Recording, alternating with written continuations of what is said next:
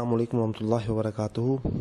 एक सवाल था कि क्या सफ़र में रोज़ा रखा जा सकता है, और एक और सवाल था कि अगर किसी मुसाफिर ने रोज़ा रख लिया है मगर अब उससे बर्दाश्त नहीं हो रहा तो क्या वो रोज़ा तोड़ सकता है। देखें, मुत्तफ़िक़ अलैह हदीस है, सही बुखारी में उसका नंबर 1943 है, और मुस्लिम में इसके दो तुर्क मौजूद हैं, 2629 और 2625।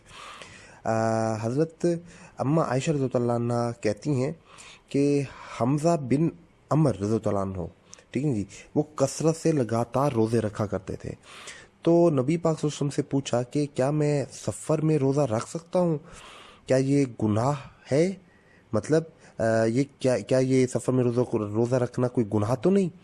तो हज़ूर पाक सल्लल्लाहु अलैहि वसल्लम ने इरशाद फरमाया, नहीं, ये तो अल्लाह की तरफ से रुख़सत है, अगर कोई इसे ले ले तो अच्छी बात है, तुम्हारा जी चाहे तो रख लो, अगर तुम्हारा मतलब जी नहीं चाहता तो ना रखो, ये यानी तुम्हारी अपनी मर्ज़ी है।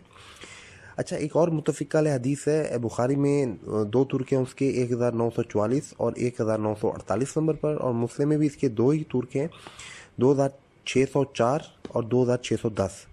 अब्दुल्ला बिन अब्बास रज़ियल्लाहु अन्हु कहते हैं कि हम फ़तह मक्का के साल रमज़ान में निकले तो मकाम कदीद जगह पर पहुंचकर नबी पाक सल्लल्लाहु अलैहि वसल्लम ने असर के बाद प्याला मंगवाया, और फिर उस मतलब बुलंद कर कर जो है अपना रोज़ा तोड़ लिया।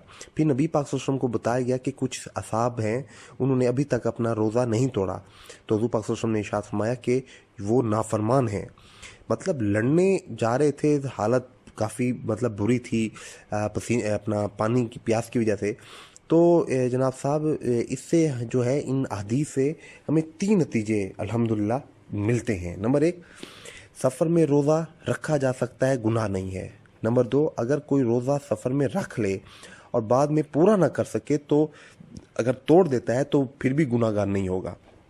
तीसरा, सफ़र में रोज़ा रखना ज़रूरी नहीं है और ना ही ये कोई बहादुरी का काम है।